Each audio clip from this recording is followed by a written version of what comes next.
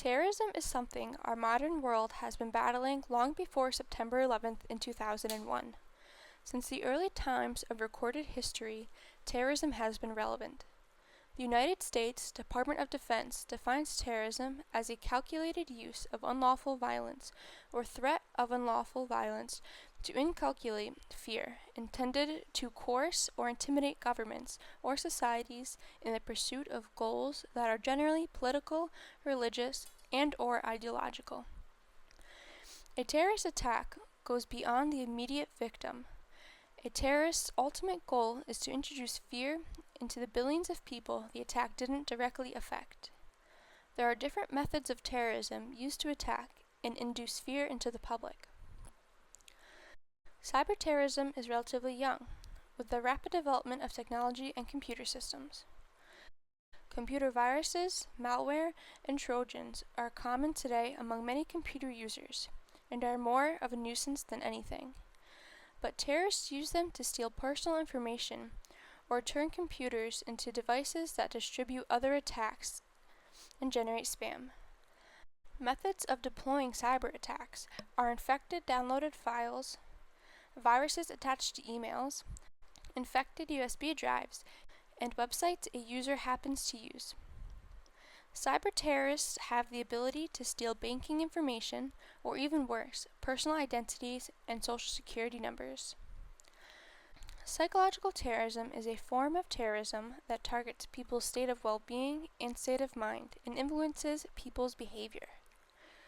This form of terrorism is an attack which may leave no physical injuries or physical impact upon a person or a group of people, but ultimately leaves trauma that has lasting mental impact. Psychological terrorism can be applied to different things, from psychological warfare to torture and even fear-induced broadcasting. Each of these is a case of psychological terrorism because they leave residual fear and impulses of panic in the target. News broadcasting plays right into the terrorists' plans by reporting on negative aspects of society and the misfortune in the world.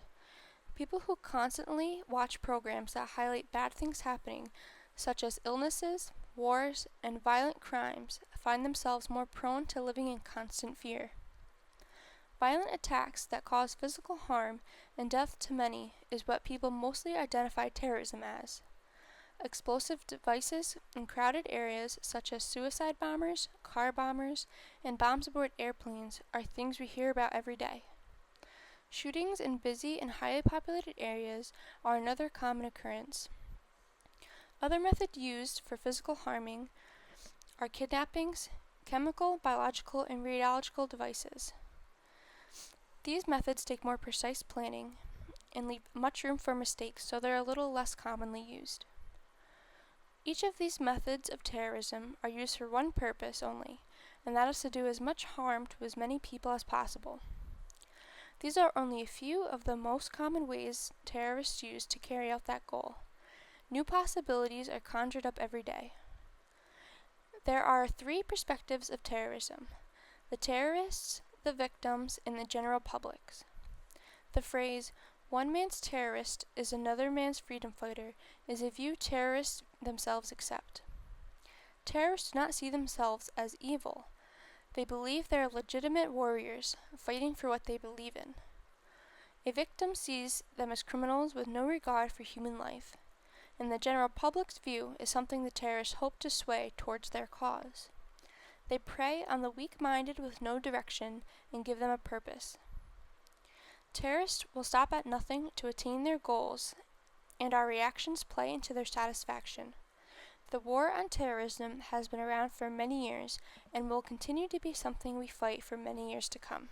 We must define our efforts not as boundless global war on terror, but rather a series of persistent, targeted efforts to dismantle these terrorists and their violent extremists that threaten America and everything we stand for.